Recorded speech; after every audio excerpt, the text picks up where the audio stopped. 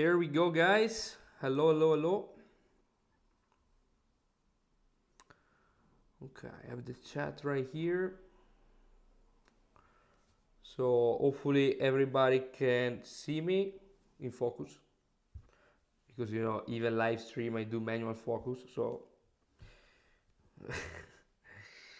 I can't tell if it's in focus. Hopefully you can hear me. I have signal right here. Let me see. Check, check, check.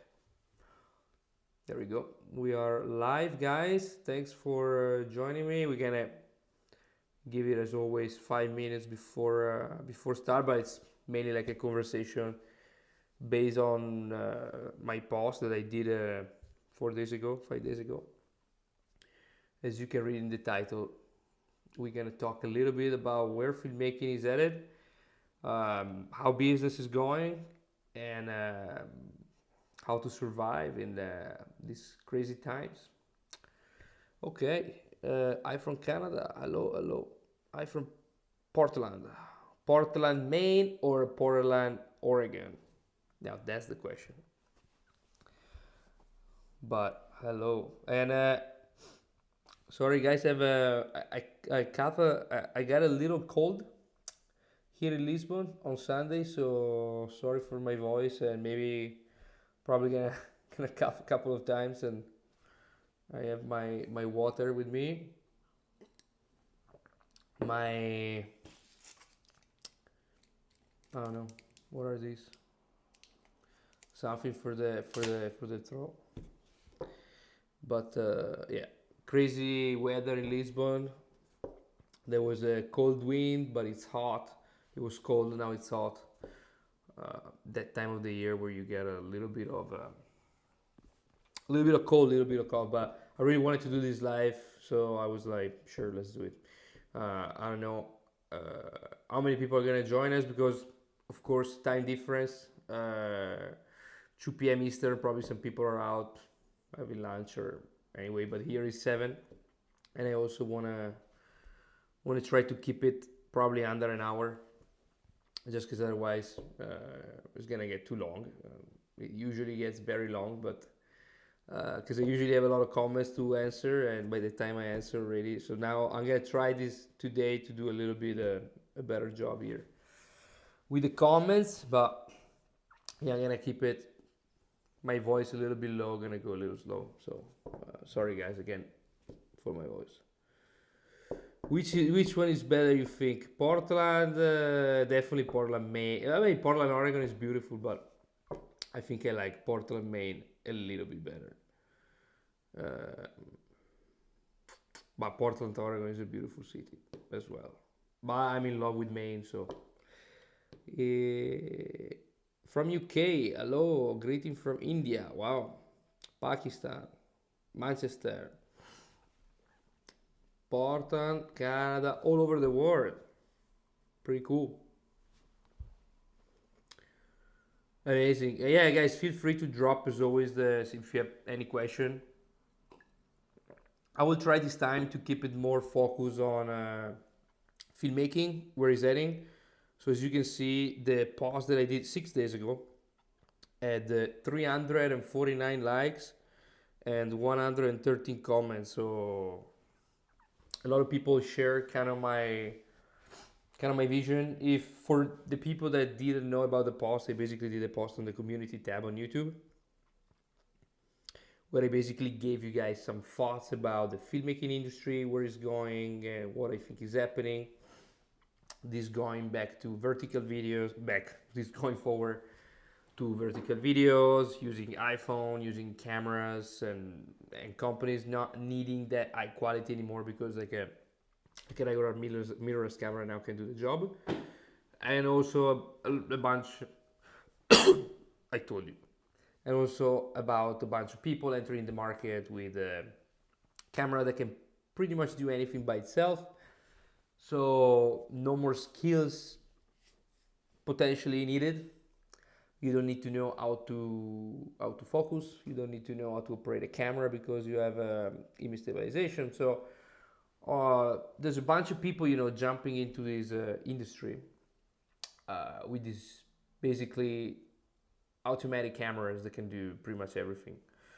And don't get me wrong, they do some pretty cool stuff. So that was the point of the post. Like, okay, so where is my place as a cinematographer, as a filmmaker, if companies are gonna start being okay with this sort of quality? So that was pretty much the concept. I also said that at the top level, I think things are pretty much unchanged, even though things are slowing down even at the top level, because I have people pretty connected that work in these kind of places. At the entry level, I think it's always the typical crappy things that you have, and then at the medium level, I think that's where things are moving. There's a lot of focus on the iPhone, on the reels, on social media, and it's a little bit sad, but it's also like what really companies are looking for is exposure on social media. So maybe they hire vloggers, they come with their phone or they compact cameras, and don't get me wrong, for the business, in the short term, it's actually much better. It's probably in terms of volume of people that they can bring in, because everybody now lives on Instagram. So when you see a cool restaurant, click on it, you save it on Google. Next time you're around, you're gonna jump in. But yeah, I mean, this was pretty much a little bit about the post that I did, and then I had a bunch of comments, and I'm gonna probably start reading some comments and go from there, and pretty much debating a little bit more about this thing, about what's our future as a filmmakers, and yeah, that's pretty much it. Hi from Atlanta, hello. Hi from Hungary, Houston. Wow. Yes, guys, the live stream will always be uploaded. So as soon as I press end stream, it's gonna upload it on YouTube. So yeah. Doesn't look good for the film industry. Vertical videos are so bad. I don't understand why YouTube is supporting this. I have to admit, I get lost sometimes in this short on YouTube. This is actually a good comment. YouTube is really going into the real direction, and I received an email a few weeks ago saying that now you can monetize your reels, your shorts on YouTube. The problem with these shorts is that they don't really push like interesting stuff. They kind of push like, look at my dog jumping out of the chair, or yeah, maybe look at my camera, and like all these sort of things that I think the same thing that Instagram push. So and they don't get me wrong, they get a lot of views, they get a lot of traction, millions of views. As far as I know, I think the audience is a little bit different. So I think YouTube is pushing shorts on one channel and then the other contents on another channel. I don't think they get mixed, but it's a good point that Jennifer Gala made. Is yeah, YouTube is pushing a lot this Instagram, this real thing. So it's kind of crazy. Hello from North Carolina. Hey, Bulgaria. Wow. Pretty crazy, yeah, all around the world. 52 people. Again, sorry guys for the time, but I have to do some compromises. I'm gonna actually start reading some questions right away, and then I'm gonna jump in that. Do you like to work as a one-man band? Or do you like having a little crew? Well, depends. Some projects I like to be by myself, but other times I like to have a small crew. My go-to, my preference, if I have to pick, is having a gaffer and a first AC. That would be the ideal situation. So 3 people crew, camera crew. It's usually pretty good. Blake, you mentioned that you should go to events or engage in business directly about getting work. Any particular suggestion with this? Did I? Yeah, maybe. Yeah. I mean, events that you know, they're more focused on the. I don't know. The example is, okay, if you want to shoot, if you want to get into the beers stuff, maybe you should go to beers events or trade, that kind of stuff, and then propose yourself and meet people and get some contact information and phone number. But that I think would be my first advice. Because I mean, yeah, like, do we really need to meet other filmmakers? I'm not sure. Especially if we're starting out, if we're shooting a lot of one-man band, if we do kind of everything, which honestly what I'm seeing right now is that even directors that once were only director, now they're also director, cinematographer. They're also becoming producer. Producer, they used to be only producer, now they're becoming director and cinematographer, because of course a producer as a client, budgets are going down. This is, guys, I think the reality of things, that budgets in general are going down. And so this client maybe is gonna ask the producer, hey, can you film this quick video? Because we don't need anything crazy, 30-second reel for Instagram. So I'm not sure if it's super helpful to meet other filmmakers, because we're gonna go into the competition thing. But yeah, meeting businesses or going to events where there are people that are in the business that you kind of care. My case, I don't know, restaurant, food, beverage, watches, whatever.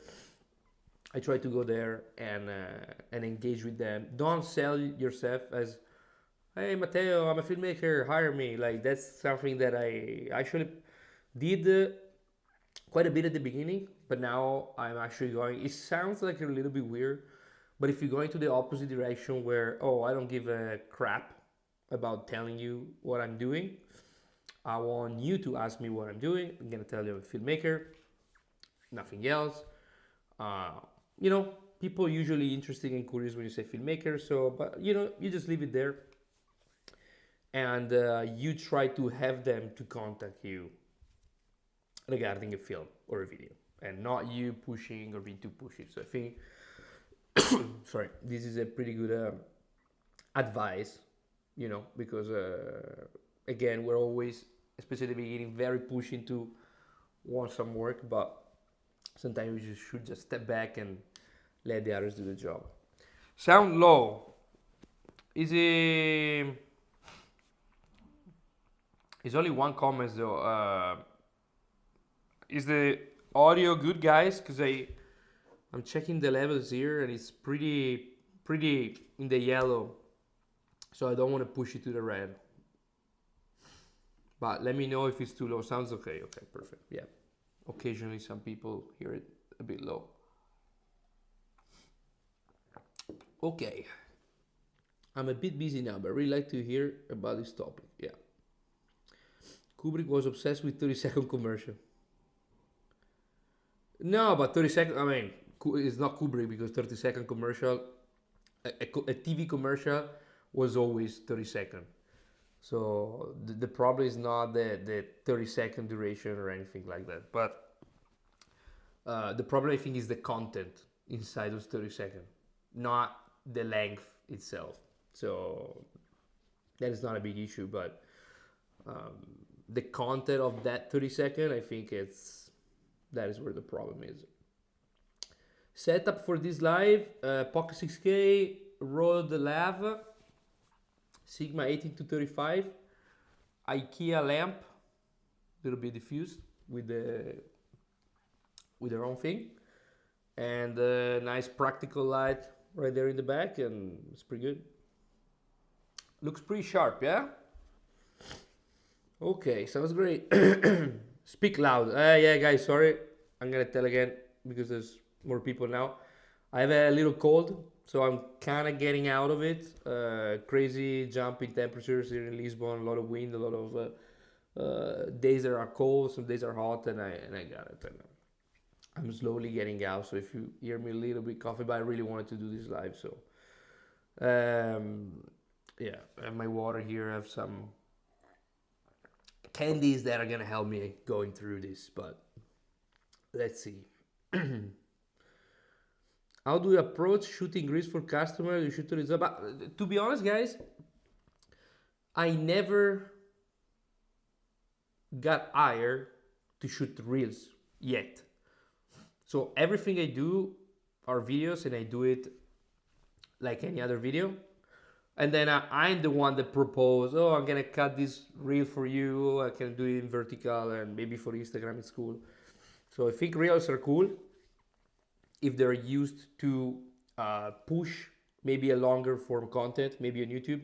For example, now I'm almost done with my wine documentary, the latest one. And of course I have a lot of footage, so I'm gonna create a bunch of 60-second reel or 30-second reel. Then I'm gonna upload on Instagram with the link to action and to go see the documentary once it's gonna be available.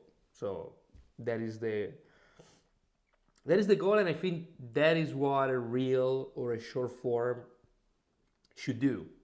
It should get people attention and have you click on the link that is going to send you to the long form version of that content. I think that's pretty important.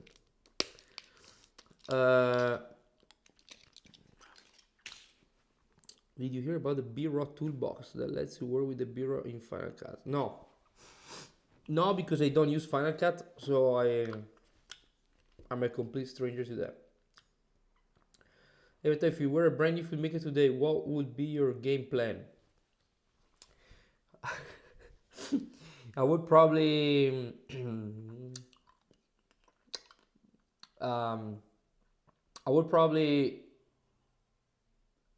invest somewhere else. I would probably invest in a winery or in a restaurant. That would be my game plan if I was a filmmaker. No, sorry.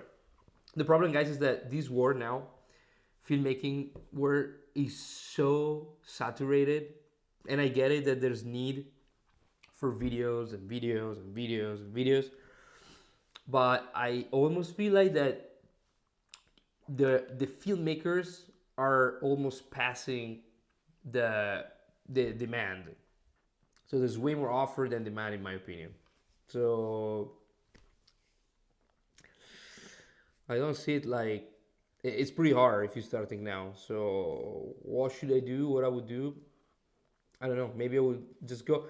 Maybe I just lost that thing where I would knock other people's door and pray to make me shoot a video. I don't do that anymore. So I'm, rely more on my connection and network of clients that I developed over 11 years now.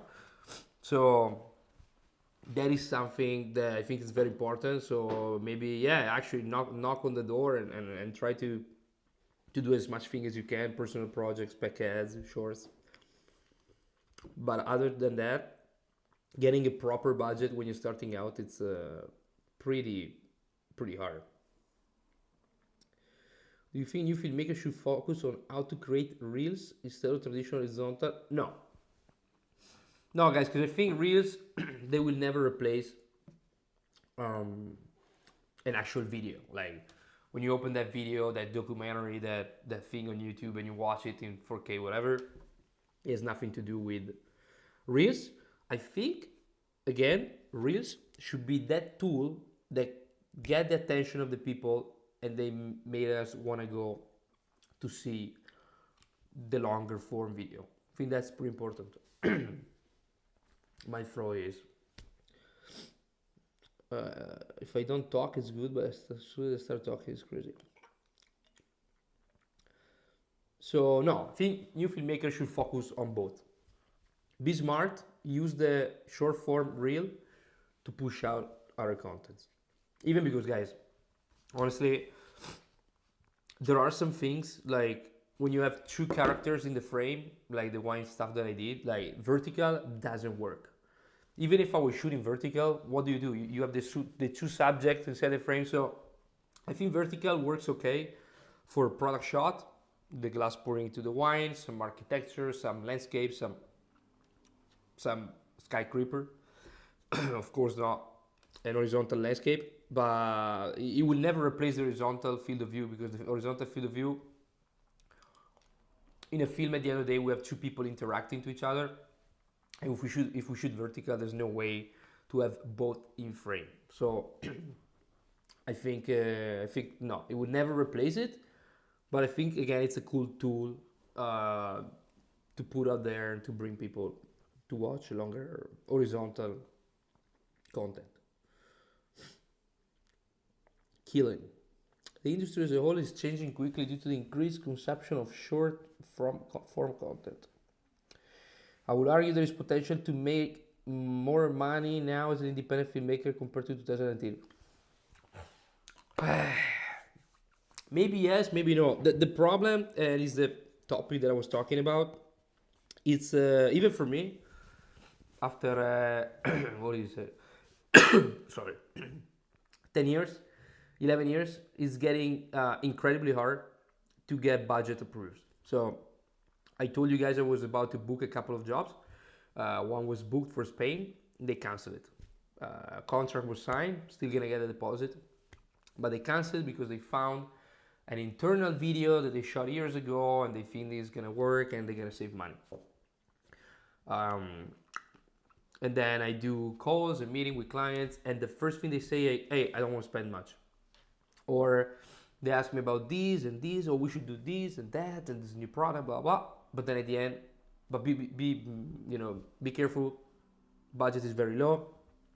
We don't ask you to work for free, like this kind of stuff. But it's getting tricky for me to get budget approved. But I mean, it wasn't a big deal, I think, last year. So I'm not sure if it's where things are going, or is the macroeconomic environment where we're in, where kind of everybody is scared about these increased rates and the war and all this kind of stuff. So everybody's a little bit when it comes to money. But I'm having very hard time to get a decent budget approved.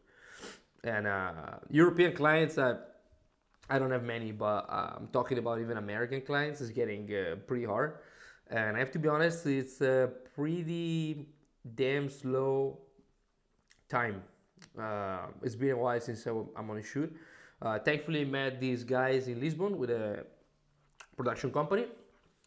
And now we have 3 personal projects, that we're going to shoot between March and April, I think. And those are going to be very nice. Little brand short. One is about a chef. One is about a couple of things that are very interesting. So, but yeah, focusing a lot on my own content, on my own project. But I have to say, it's I don't know, it's incredibly hard to get budget approved. While last year, 2021, 2020, it was very easy to, oh yeah, it's $5,000 here. Now it's getting like, can we do it for 2,500? Like, it's, and I'm not here saying, oh, I work so much, or I'm the best DP in the world, whatever. I'm just telling you the truth, guy. It is pretty slow. I have 3-4 quotes out there. I had a job for basically in a week that got canceled, and it's pretty hard. So I don't know if it's easier now to make money. I mean, it was never easy to make money in the film industry. I never believed that for a second. I mean, if you want to make money, you don't become a filmmaker. It's incredibly hard to make good money with this job. So, can you make some good month? Yeah, but can you keep going 12 months a year? Sorry. And also, the cost of living is getting crazy. The cost of everything is getting crazy, and the budgets are going down. So, if you want to make money, I think there's way more way to do that than filmmaking. I think there is potential to make a crap ton of money if you work a lot, and yes. But I mean, have you ever seen a filmmaker driving a Porsche? I don't know. So it's it's definitely not an easy field to be in, and it's getting more and more saturated. So I think it's I don't know. And the direction I'm seeing, just to connect to the post, that I'm gonna keep reading the question because they're coming. I don't know. It's not a good, and I don't want to be pessimist or anything. Again, maybe it could be macroeconomic scenarios. This could be the economy. People are scared. People are not spending anymore. It could be that, but it can also be that a company or companies and businesses are finally realizing they don't have to spend $20,000 to create some good content. I think the storytelling element is a bit lost lately. So when you don't even have a story to tell, but you just have to shoot good stuff. For example, you sell beer, a beautiful show. I mean, what makes me thirsty is like seeing a beautiful glass of beer pouring into a glass and a guy at sunset on the beach drinking it. And that's the story. Not crazy, but in terms of visual, it's not something that hard to shoot. And before, maybe this brewing company was spending $25,000 with 10 people crew. Now they can just hire me or a kid, whatever, and they show up with their camera for 500, 600 euros. They shot it in 5 hours, and they edited, they graded. That's pretty cool. I'm not saying it's bad. It's just, I don't know. It's extremely, extremely tough, in my opinion. But and I think this is the direction where we're going. And even at the very high level, I think companies, yeah, if they still spend millions because probably they have to write off some taxes, but otherwise, I think they're quickly realizing that, shooting an ad for Louis Vuitton with this model that turns the look into camera shouldn't cost you $500,000. You can do it with a pocket, with an Ursa, with whatever. It's not that complicated. So that's the thing. And I wanted to read a comment actually about Ben that he commented under my post saying it's honestly getting harder and harder to make a real project with clients. I've been wondering whether I should stop filmmaking as a business and keep it as a passion. I still make short film. At least I'll be happy to have small budget my own. Or maybe we should fighting for our love of cinematic images, constructed frames, and develop edits to make it more contagious with the right people. Maybe the industry will then go back in the right direction. So, and I comment under this thing. Yeah.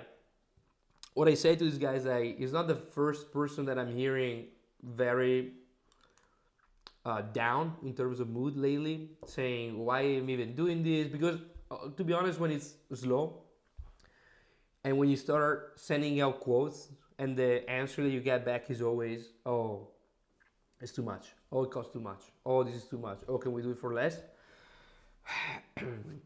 It gets kind of stressful, to be honest, guys. And so I can understand his point, but I also think we should just stay focused and try to develop personal projects that those are the ones that are going to motivate us to then go back to a client and tell him, look, you can hire that guy for 250 euros. He's going to come up with his whatever camera and do whatever. Or you can pay me a little more, but check what I did with this chef.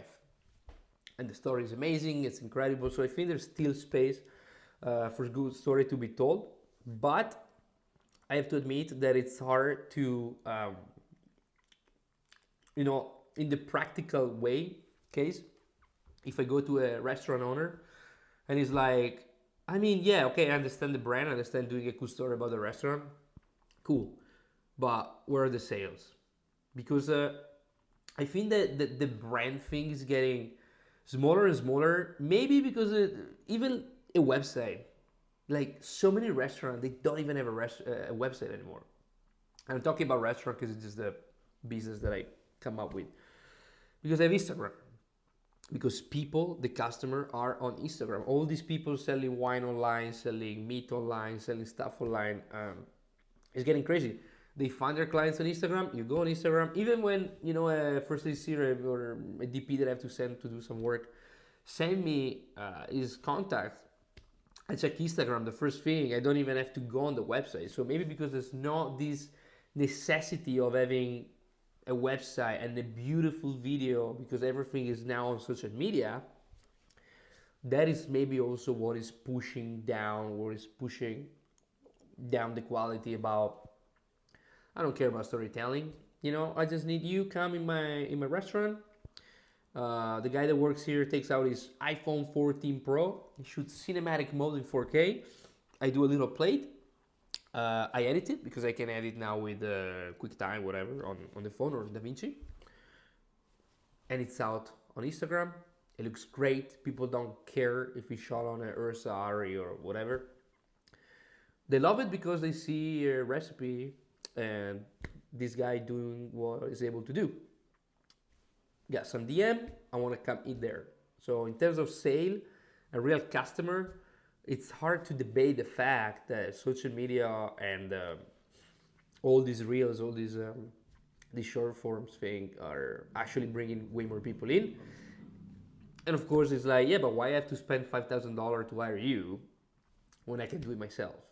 So this is a bit the situation. Sorry, I am struggling like a mother, but I'm okay. Every business is so much more content, giving you the ability to lock them in a retainer. Yes and no, because do they really need someone with an URSA to shoot their content? Maybe not. Again, another major issue, Valerio. I think another major issue is the trend of going more towards the so-called phone look that feels more real, along with terrible short attention span. I want to bring up, based on these comments, and the feel more real, whatever, because I was looking at a podcast that I follow in Italian, and they interviewed this guy that is technically a porn star, but basically was talking about the porn film industry, and super interesting what he was saying, that all these big houses, these big porn production house that were, you know, printing money and making millions and millions of dollars, are basically dead now, because there's this need, I think, that in his business has to go back to real stuff, what Valerio was saying. So I don't know if he can translate even in all the other industry, but I don't know. I don't like the look of a phone, to be honest, but I do appreciate when a chef can deliver a recipe shot on his phone, and I mean, it looks great. I mean, on Instagram, it doesn't have to look that crazy good, probably, especially because it's very compressed. But what this porn actor was saying, it was all these companies are going bankrupt, and basically what's popping up now in the porn industry is all these guys, they shoot with the phone, they upload on their website or OnlyFans, whatever. They charge people per month.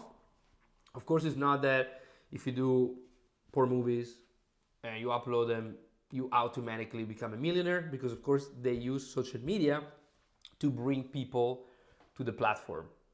So of course you can be the most talented guy, whatever. And this, I think it's a parallel that might sound off, but I think it's pretty accurate. So it's not like OnlyFans, right? People think that they take a photo of their feet and they put it on OnlyFans and they start making $40,000 a month. No, because everything starts from social media.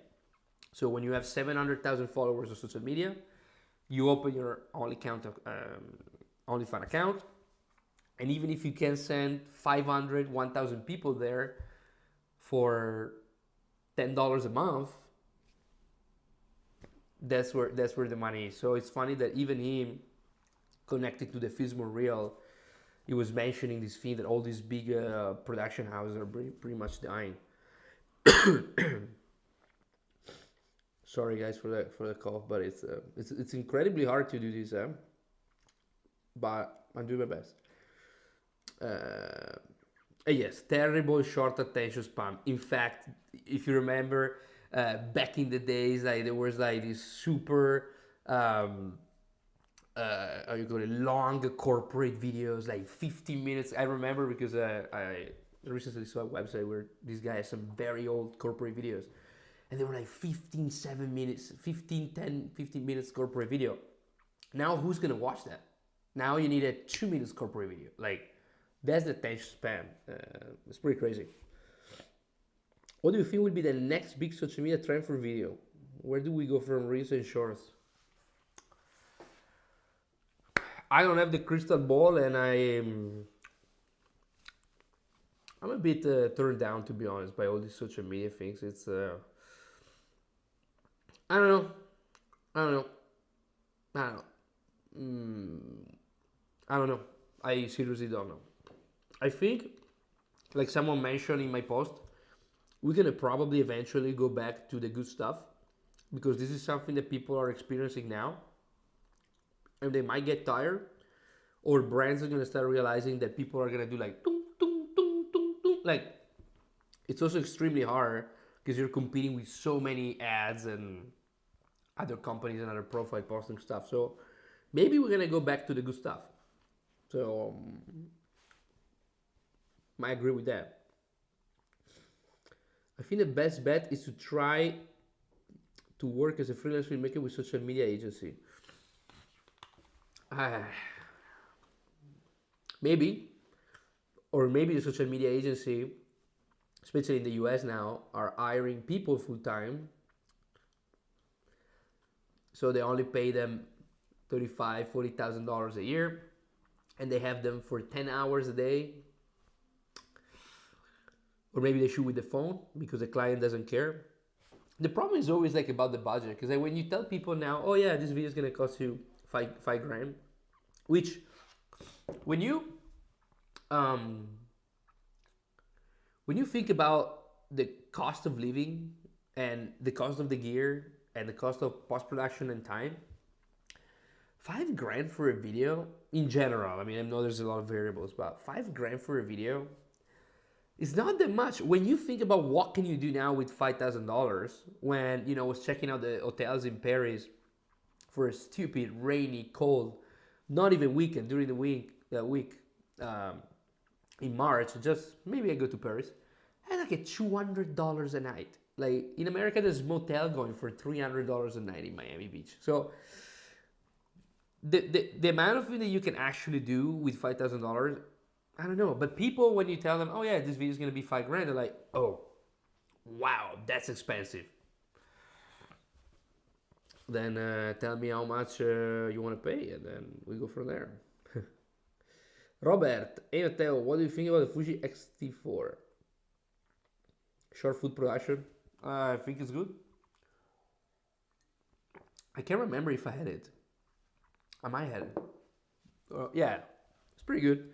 Not a big fan. I think Fuji did a pretty good job with the F-Log 2. But the original F-Log, I'm not a big fan. So if they put the F-Log 2 into the X-T4, that's great.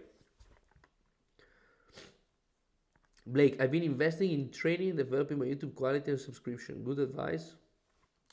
YouTube, guys, is so random. I mean, if you think that lately, sorry, lately I've been pushing YouTube, not quite a bit, but I was trying to, you know, release a video per week. And when you see the amount of like work that goes into this video that I make, because they literally sometimes distracting me from maybe an editing that I'm doing, whatever, because I'm like, oh yeah, I'm gonna try to post once a week. And it's completely random. I mean, the amount of work that I put in, and I'm not even a 60,000 subscriber after 10 years, it's insane. And then maybe you see some people that post 3 videos, and they have 200,000 views, and then they go to 100,000 subscribers like this. So even YouTube is pretty random, guys. I honestly stop try to understand it because it's kind of frustrating, in my opinion.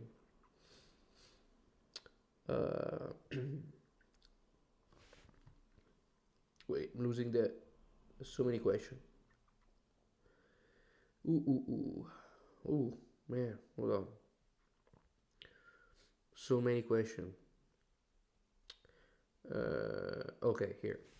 I haven't worked since October, but things are finally picking up. Yeah, pretty much the same. Sorry. Sorry, guys, but again, I'm doing a half miracle to stay in the live. Going crazy with the nose and everything. But yeah, just to go back to the question. I haven't worked since October. We're pretty much in the same situation. I'm super happy that now I'm finally start getting. I'm actually more excited for the personal project I'm gonna shoot because I know they're cool. I was super excited to book this job in Spain and cancel, but now I have out other 3-4 quotes. So let's see what happens. Hey Matteo, I see all these reels these days, filled with crazy transition camera movements. Do you think it's relevant in the industry? Because I feel like people these days should start transition. Yeah, you're talking to a guy that never used transition in his entire life, and every time I see one, even a fade, I'm like, come on, guys, come on, come on. So I don't like them, and but I'm a very, if you see my editing style, my my style in general is very classic. So maybe I'm a dinosaur, but I don't not a big fan of transition, and I think they kind of distract. I mean, I understand them in some particular edits, like that iPad commercial made by Leonardo D'Alessandri. He's famous to use this transition, and he does it in a very good way. But I think it's always also getting hard for him to getting out of that genre too, because now people hire him only because he shoots this crazy dynamic stuff. So what he does, I think it's amazing. But yeah, it's not my style. But if it's the right project, like the Apple Watch, like the iPad, I think it's pretty good style. But yeah, for reels and all the craziness stuff, if they're done right, for the right project, yes. Otherwise, not really. Dennis, do you think it's possible to make a movie on an 8-bit camera? Uh, sure, why not? They shot a movie on the phone, so yeah, why not? Um, to be honest, though, in 2023, if you want to avoid bending in the sky, I will go with 10 bit because now every camera shoots 10 bit.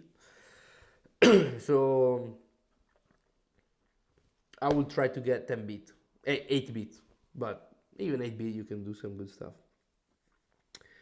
What would you recommend to charge for short Insta commercial minimum without harming the industry? I don't know. I don't know, guys, because I have no clue. Again, I think most of the reels are made maybe not by the owner of that company that you see, but by someone that works there. So it's hard to tell you if they actually pay for those reels. I don't know. I don't know. I don't know because what is the reel? Do you have to go to the beach and film a sunset with the model running on the beach?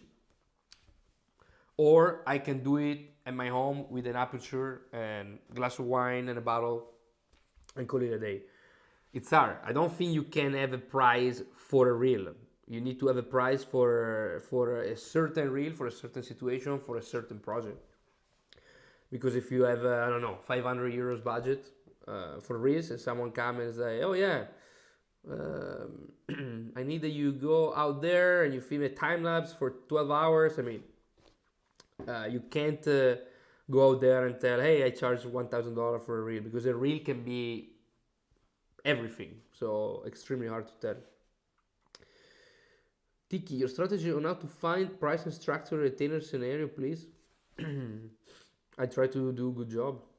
To find, again, now I live, I'm focusing a lot on YouTube channel and try to grow and try to reach agency with YouTube and with personal project and this kind of stuff. Price structure, again, so many variables, because like, yeah, maybe I charge you $5,000 a month for a thing, and then you change completely, like what I was saying just before about the reel. There's not a price. There can't be a price, I think, for retainer, unless it's always the same thing. At the point you can quote him maybe 5,000 for a video, but if you're a retainer, I can make it for 4. But it has to be the exact same thing that you shoot all the time. What are your plans if you continue this direction? Will you focus more on YouTube, personal brand stuff? Yeah, I'm already focusing a lot on YouTube because some clients are still reaching out to me through YouTube and and a little bit social media. But my focus now is again finding a good story, collaborating with director and writer that can actually make something that maybe I would do, like, yeah, maybe I would make it look cool, but we can make it look cool with a very cool story. So I'm trying to collaborate more and more with people that want to do something good, and try to, some creative stuff. I try not to worry too much about client stuff, even if it's been a while now that I'm not working. But I talked to friends of mine in Italy and pretty much all over Europe and America is not going great for a lot of people. Again, I think we are in a pretty strange macroeconomic situation, and so I hope it's because of that. So I hope it's not because videos are gonna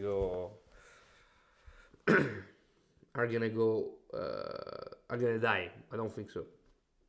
Federico, good evening. How do you get into stock footage like R-grade or film supply? Film supply you can't get in.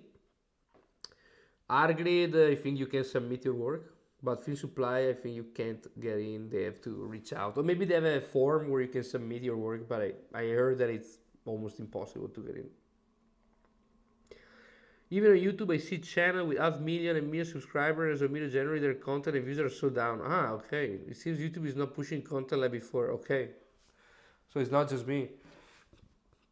This is interesting to see. You're not the first one telling me that, because I heard that even big YouTubers are having way less view, and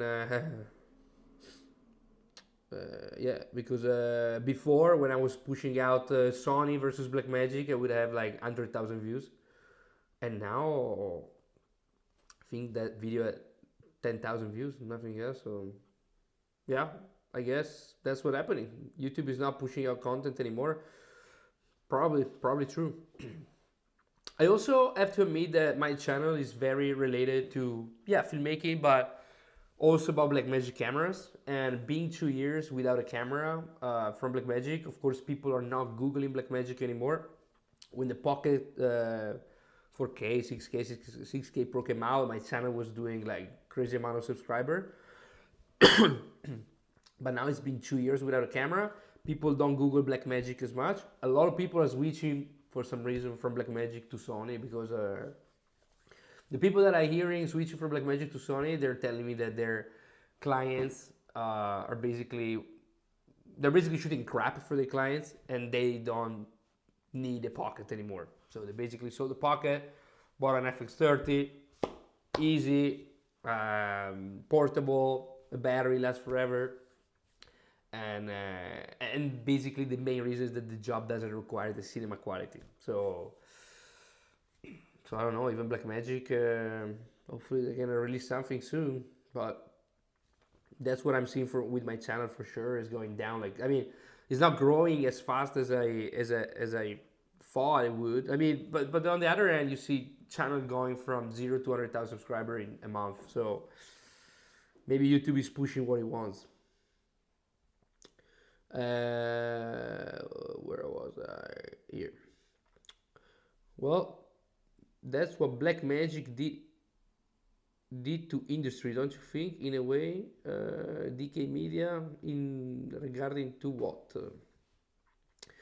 Blackmagic guys made cinema camera affordable for everybody, but don't get me wrong, their cinema camera, they're manual. There's no autofocus. There's no, like, most of the people that maybe buy Blackmagic because they love the image quality and they sell it is maybe because they're starting out and they can't realize and they can't figure out how to pull focus, or maybe they used the Sony before, they want to upgrade for cinema quality, but then they realize that they're not able to pull the focus, or they're not able to, I don't know what, and maybe the files are too big, and so they switch back to Sony because the camera is probably better for them. But in terms of Blackmagic, I think Blackmagic did a great job, but I don't think it's Blackmagic that is pricing their camera too low.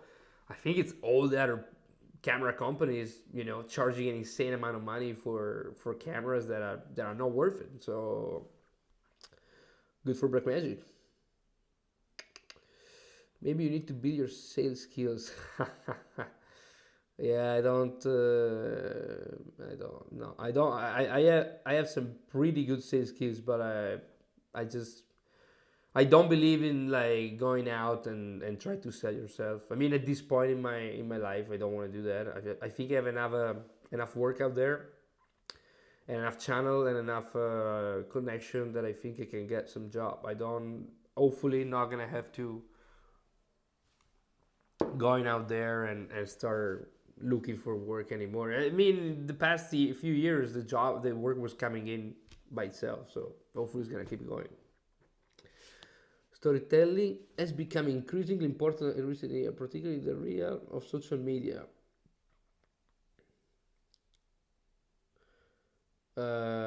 Storytelling has become increasingly important on TikTok. Okay. Hi from Ireland. Hello. Ursa Mini Pro is a great camera spec. B-RAW 12K, but has the worst name.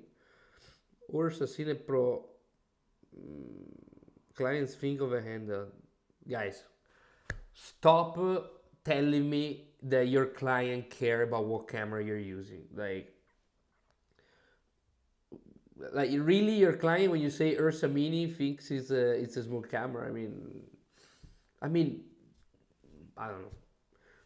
Maybe it's me, but my clients in all my 11 years experience, I swear they never asked me once for what camera I was using. And when I bring or the Pocket or the Ursa, they're like, "Oh, what is that?" I'm like, "Oh, Blackmagic, an Australian brand." "Oh, wow, that's cool." That's the reaction. So I don't know. I'm not too sure about that.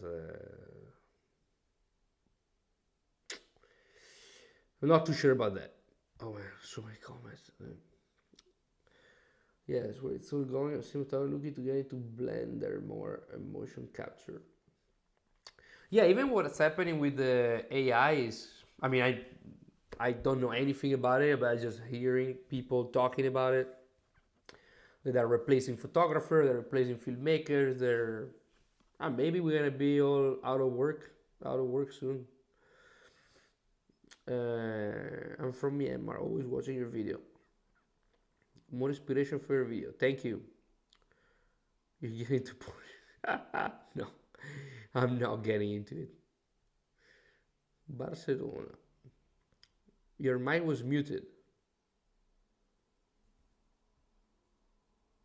Check.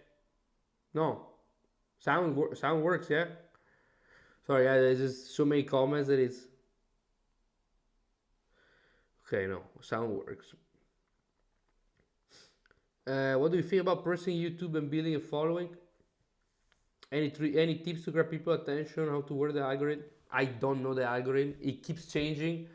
Again, if you look at my channel, the amount of video, the work that I push out, and the amount of time I have it, I'm having an insanely hard time to get to 60,000 subscribers. So I don't know. I was just doing camera tests with the Pocket, playing around and uploading my work, and that kind of worked.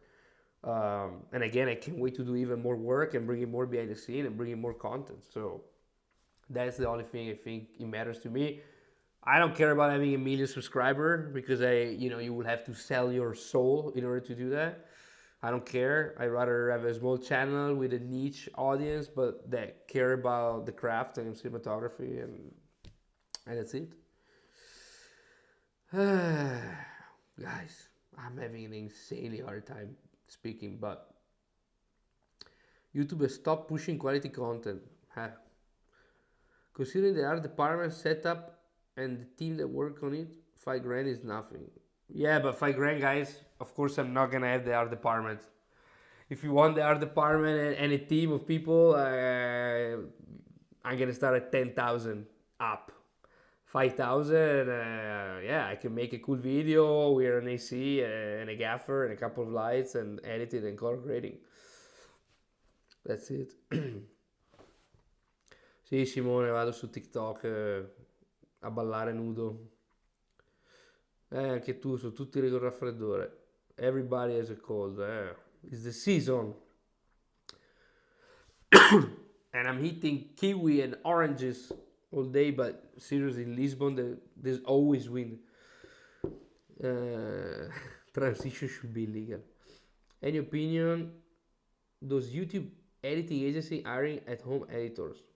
I never heard about them. I agree about going back to good stuff. Savo. I think music industry is showing sign already. Quick shooting rap posters on TikTok is less appealing to public and a shorter lifespan. I agree. Hopefully. Mingoni Muga. Again, as a filmmaker, is that work you do for quick money like social media content, personal working in more storytelling, hopefully future. Ah. Narrative is something that, guys, it's I shot 2 feature film, I shot a bunch of short film, but here in Europe especially, it's so hard to find someone that to collaborate with. It seems like everybody is busy because probably there's way less money here in Europe than America, so people are just basically working to pay the bills, and nobody has time to invest in a project. Maybe sometime someone, yeah, I have the script, I have this thing, let's do it. Okay, let's do it. I know I can't have to work. I know I can't have to do this. I know I can't. But in America, it was much, much better. I'm actually a little bit missing the United States, to be honest, in terms of work. And I'm not. I'm actually thinking that if it's the case to go back, if it keeps going like this in Europe. Sorry. Crazy.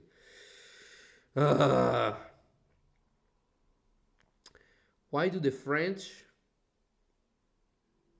don't all confirm audio the same level as North America? Confirm audio. I don't know what does that mean. Sorry. Buy a Tesla. That's what I'm doing. Keep buying. Javi, is the industry more fair for directors? Currently going to school in Pasadena. Honestly, guys, I think for director, it's even harder because for cinematographers, we kind of can direct DP, edit, and grade. But if you just want to direct, man, it's gonna be hard. It's gonna be hard to get in because you're gonna go to a client. It's gonna be like, okay, yeah, how much it costs? And you're like, well, I have to pay 2,000 for the DP, and it's like, oh, you're not shooting it. So I think for directing, might be even harder than for DP. At least DP can kind of sort of direct it and camera operate, but it's crazy. Don't give up. Your inspiration too many. Thank you. Thoughts on the new Alexa 35? Guys, I honestly, I don't know pretty much anything about Alexa 35. I'm glad that they released a S35 camera, so they finally put to silence all the people that were saying that full frame is the future and S35 is dead. This is a pretty cool sign that S35 is clearly not dead. But to be completely honest, I don't care.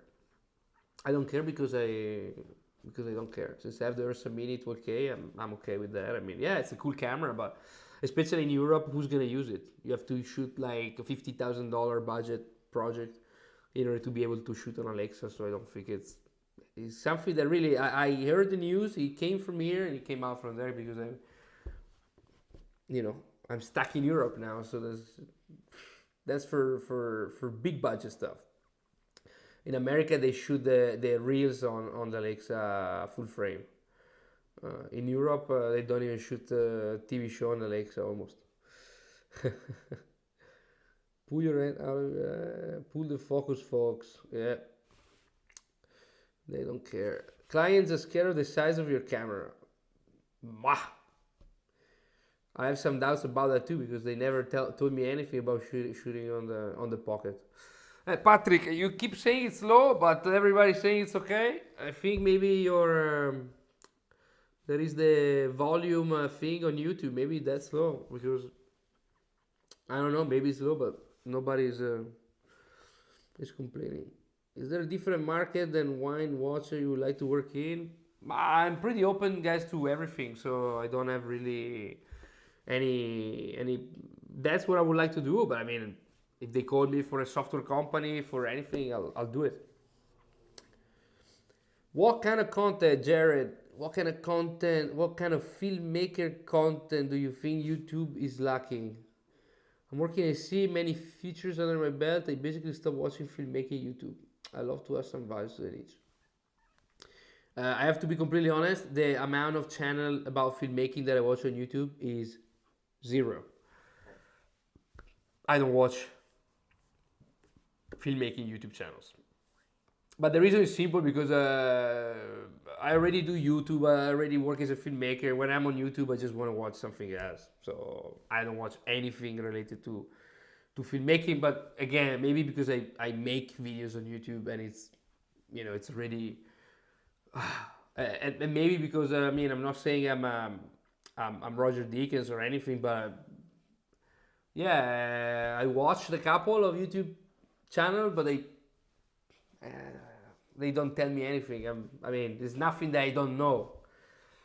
So yeah, most of them are camera review. Here's my Sony. Here's the autofocus. Here's most of the stuff is like that. So I don't know.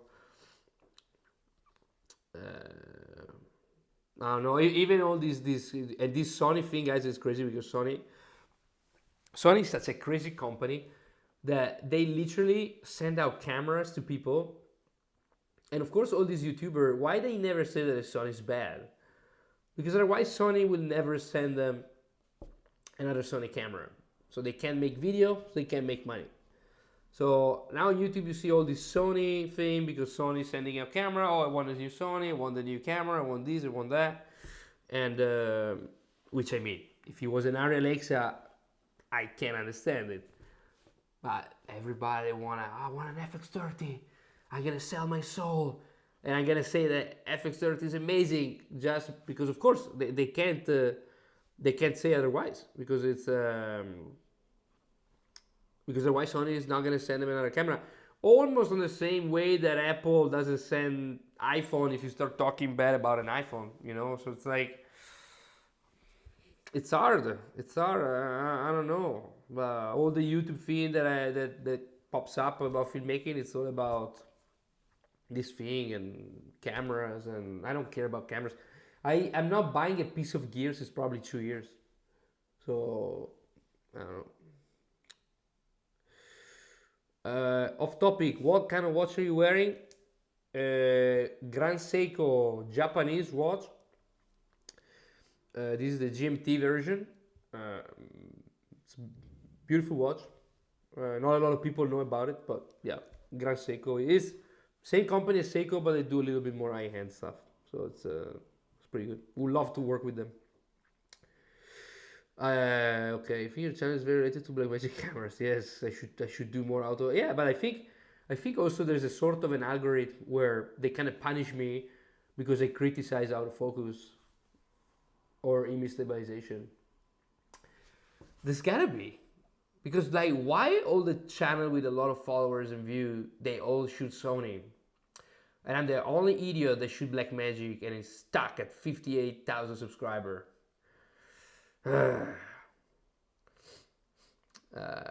We're sacrificing quality over conveniences. Eric Gonzalez.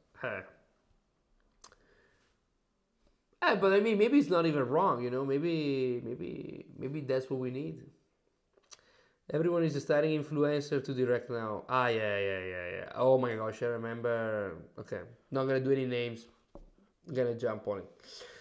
It was a famous YouTuber that tried to direct something, and it was complete bullcrap.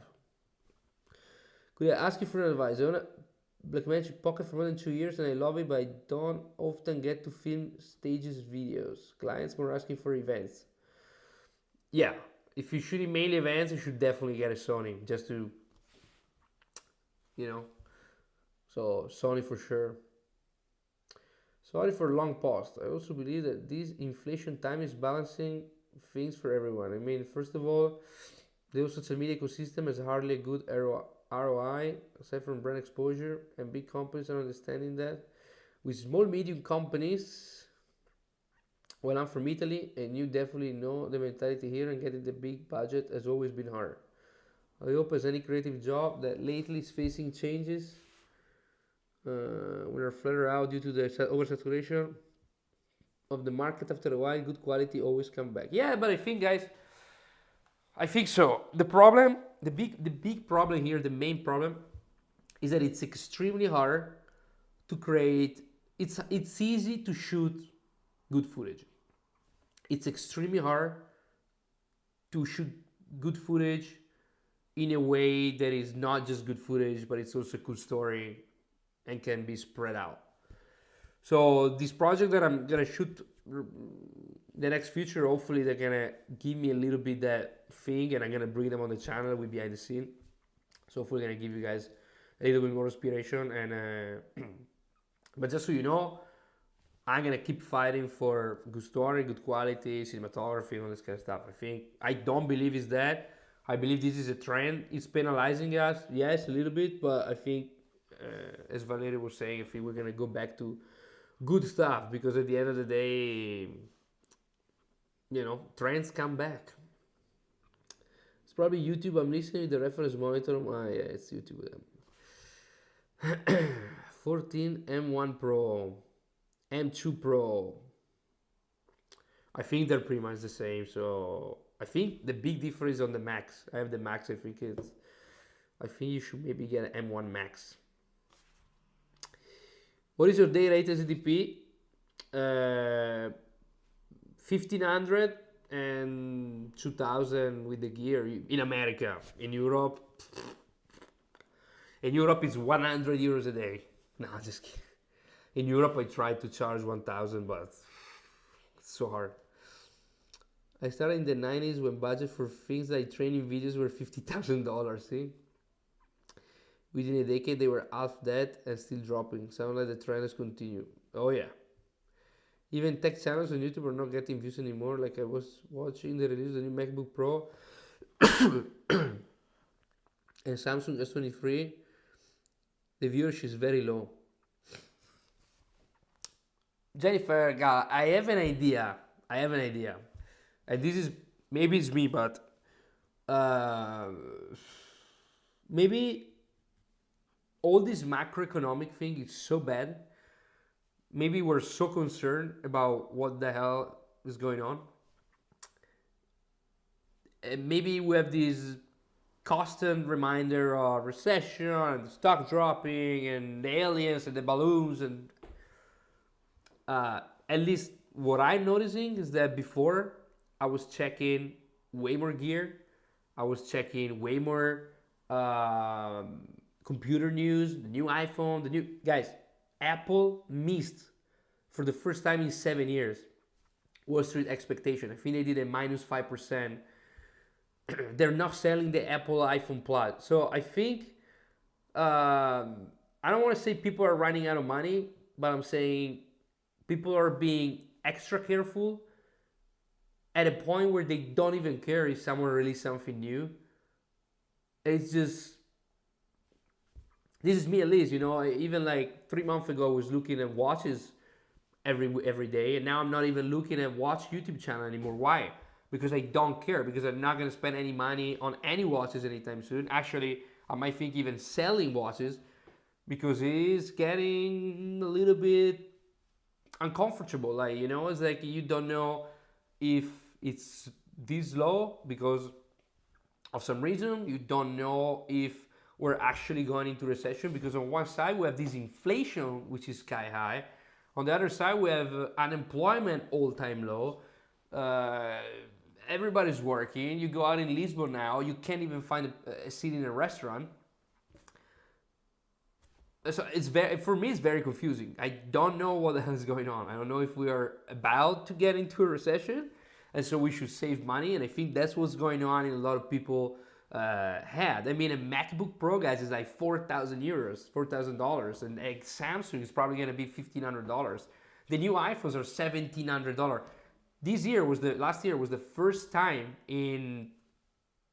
since the iPhone 3GS that I didn't upgrade my iPhone. And I mean, am I broke? No. Can I afford it? Yes. But I don't care. I think just people's mind is somewhere else, where they're like, oh, that's cool, but I don't care right now, because I want to know what's gonna happen. Even if you don't think about it, but I don't know. Maybe after all this the COVID thing, and yeah, maybe it's getting so strange that people just don't care. I don't care. They release a new MacBook M2. I didn't even know almost. I just read it. I read maybe something online quickly, but I didn't even pay attention. And also, this could be one thing why people are not paying attention to this kind of stuff. The other thing could be that we got to a point now where MacBook is so, my M1 Max is so good, I can edit 12K footage in 8K timeline without any issue, that I don't give a crap about the next thing because I don't need it. iPhone 14 Pro, I don't care. This takes amazing photos and videos, I don't care. My Pocket 6K is perfect. Why should I spend $3,000 on an FX3 or whatever? I don't care. And so this is what it's also happening. I think we're hitting a wall in terms of technology where it's going to be extremely hard for phone manufacturers, computer manufacturer, camera manufacturer to impress the customer because we're already so spoiled. I mean, I can shoot 6K 50p internal RAW on a $2,000 camera. It's going to take something to impress me a little more. So I think we're also hitting a wall where people are kind of losing interest. So, or maybe it's the YouTube algorithm. It can be, but I think it's both of these things. Does the Ursa 12K get you many jobs? No. The Ursa never got me any jobs. The Ariel Alexa never got me any job. A Red will never get me any job. So people hire me because of my skill. They don't hire me because of my camera. The Ursa 12K is a great camera for me because it captures amazing footage, amazing image, and I love it. I love how the sensor is, and it works, and that's it. But again, my client barely asks me what camera I'm using. I ended up switching programming and just doing films for fun. Good. I'm gonna switch to a wine bar and I'm gonna film my reels with my Ursa 12K mounted on a vertical rig of this amazing wine pouring to a glass, 8K 120 frames per second. It's a pretty good idea. How do you time lapse with Blackmagic camera? I don't know. I think there's a function where you can do it, but I never shot one. Developments in AI, I don't know because I don't follow that thing. Chat GPT, yes, I try, but guys, it almost looks like, I don't know, maybe I'm not able to use it properly. I tried to do the test with the Chat GPT, but it's basically like asking Google. So it's giving me the answer that Google search will give me. So I don't find it that revolutionary, but maybe I'm just asking the wrong question. Thanks for answering. I agree with the critic on film YouTube. I would say, like for you specifically, you love to see like an Italian film history series where you explore the location and context of home. Yeah, man, might be cool. Might be cool. I'm actually thinking about probably starting a YouTube channel, filmmaking YouTube channel in Italian, because there's no good YouTube channel in Italy regarding filmmaker, and there's a lot of people. It's a pretty big market, it's like 60 million people. So he's paying Google to push camera. He's paying Netflix to put it on the Netflix camera approved, because so people think that because it's Netflix approved, it's gonna be the best camera in the world. Javi just got a Pocket 6K a month ago after based off watching your BTS shoots. Thank you. Amazing. You're gonna love it. Thank you so much. What movie documentary would you recommend to inspire great filmmaking? Documentary? Movies? I'm not even watching that many movies anymore. I'm watching more Netflix show, Apple Plus, and all that kind of stuff. But filmmaking, inspire me great filmmaking. I don't know, because I never watched a movie with the I don't know. I don't know. But I can tell you one of my favorite movies, Interstellar, even if I'm absolutely the opposite of that genre, because I'm not into the science fiction thing, I'm more into the indie film.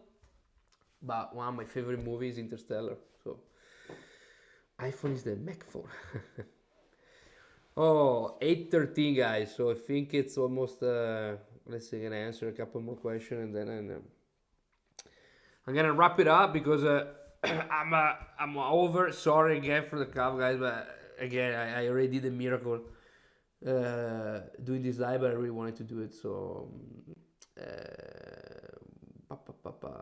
recently bought an FX3. No, but I have friends that I know that they had an Ursa, and now they're shooting things that don't require the cinema quality of an Ursa, but requires more small files. Small files. I mean, people are switching to Sony because it shoots smaller files. This tell you one thing, that this tell you, I think, this supports the theory that I think we're going into a direction where it doesn't really matter anymore. I don't care about the ProRes and the B-raw. I just need good H.264, shooting some good stuff for social media. It's out of the way, and it's done.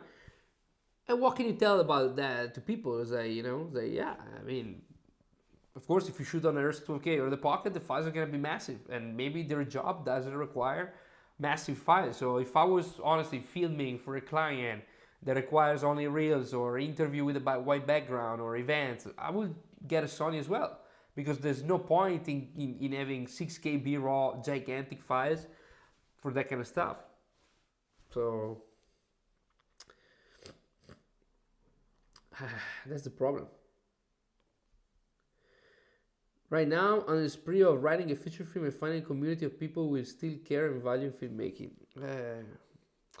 I'm struggling a little bit here, finding a community in Europe. In Portugal, don't even want to talk about it because there's me and other 3 people that does this. But in Europe, in general, I thought it was easier to find stuff, but whatever. When you come into film in Mexico, when you have a project, you call me. Just pay for the flights and a good hotel, and if it's cool, I might do it for free. And some tacos. Hollywood is woke. Yeah. You mentioned struggling to charge more in Europe. Is that because of more competition? No, I'm actually, Tom, I'm struggling to charge more to Americans. Now, I don't want to sound like a broken disc, but what the feds did, increasing the rates, it's intended to slow the economy. So we come from 20 years of free money, zero interest, whatever.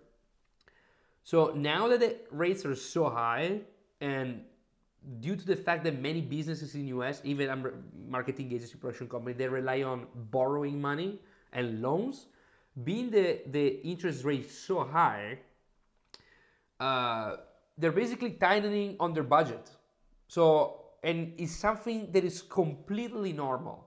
When you increase the rates this much in this economy, of course, the intent is to slow down the economy. People are going to spend less, and the inflation is going to come down.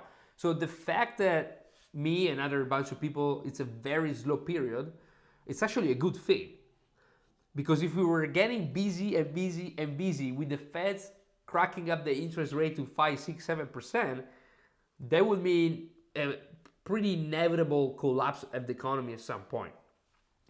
So I don't think there's nothing strange in the fact that people are getting slow, and I'm having a little bit hard time to charge to the same client.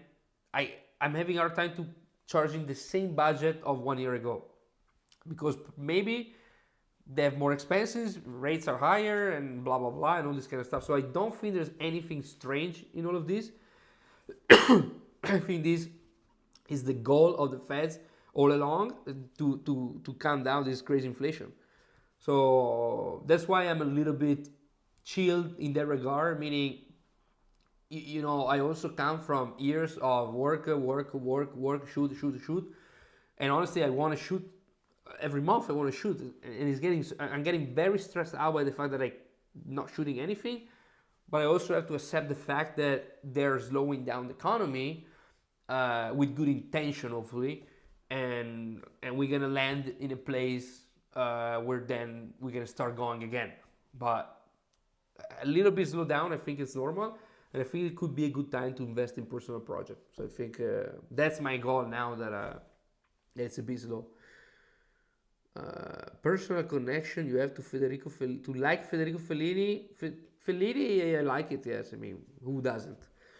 But I'm not a crazy fan. I love Paolo Sorrentino. Paolo Sorrentino is one of my favorite Italian directors. And actually, if you didn't watch his last movie, the one that is very personal, is very not Sorrentino, but I think it's a masterpiece. I'm actually gonna watch it night. Welcome to Lisbon. It's like New York.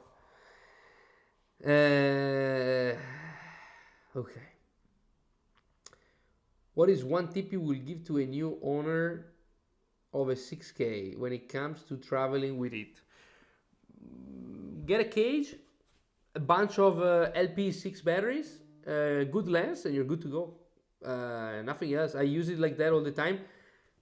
I can recommend you to probably get the 6K G2. I'm actually want to ask Blackmagic to send me one because that monitor that tilts it might still be pretty handy. But yeah, get a bunch of LP6 batteries. Come to the US. I will. Very soon. Still rocking Pocket 4K with Metabones. Recently been thinking maybe 6K will give me more juice in image quality. I think, I keep saying this guy, I think from the 4K and the 6K, despite so many people say whatever they want to say, it's a big jump, and I think it's an amazing upgrade, especially if you jump on a 6K G2. So I'm all for it. And I think the footage, skin tones, highlights roll off, and the footage quality is just more solid, more, I don't know, I like it better. You know Pedro Miguel from Portugal? No, I don't. While AI will be the end for a lot of jobs. Perfect. I'm struggling to get my tones and exposure right with my 12K. No, 12K is... what are the tones? What do you mean with tones and exposure? Exposure, guys, it's... You follow the first color, you can't go wrong. The tones, I don't know what are the tones. But exposure... Just use your false color and expose for the highlights, because the rest you can recover a bunch of shadows. Light is most important. Just see video equal photo. No, I forget. Okay, guys, I'm gonna. Ooh, I have to cut it here because Matteo, you see Super Bowl shots? No, I didn't see one single Super Bowl commercial actually. I didn't see one single one. Have you ever used Sigma FP? Guys, a bunch of people have been asking me about the Sigma FP. I appreciate Sigma and what they did, but it's a prototype. He has so many issues and so many problems with codec and stuff like that, and I never even consider it. I think there's a review out there from someone that told Sigma they were going to do a bad review, and they were okay with that because they know it's a prototype kind of camera. But still, when you're spending $2,000 on a prototype camera, it's still $2,000. What's the card you recommend? 6K Pro, Angel Birds. Internal. 6K Pro is about 500. Yeah, on the Ursa, guys, I use mostly the viewfinder. Do you have any advice for young filmmakers trying to get more jobs in my area? I don't know in what area you are, but but it's always the same. It's but regarding this thing about clients, business, networking, guys, actually, I did an entire 2.5 hour, I think, the first episode, the first lesson on my course, barryacademy.com. The first thing that I talk is actually business connection, and I give quite a bit of advices there. So if you didn't sign up, you can still sign up on the course, because I think there's a lot of interesting stuff that you don't hear much on YouTube, especially regarding to business, connection, networking, a lot of stuff. Okay, guys, I'm gonna wrap it up here because my voice is killing me. I'm gonna take it very slow. I'm gonna go out of town 2 days, tomorrow and Friday, to recharge the batteries on the beach somewhere close to Lisbon, and I'll be back with some stuff, yeah, we're gonna do another live. Thank you so much, everybody, for watching. Again, sorry again, but I had a cold, but I really wanted to do this live. So yeah, I'm getting out of it. This is the tail of the cold, but you know, when you speak, the throat get kind of mess up. So yeah. All right, guys. Thank you so much. If you have more question, this video is gonna be uploaded like a regular video as soon as I click end stream. But if you have any question, drop them down here, because now occasionally I'm gonna do Q&A videos for YouTube every month or so. So yeah, thank you so much everybody for watching, guys, and I'll see you in the next one. Bye bye.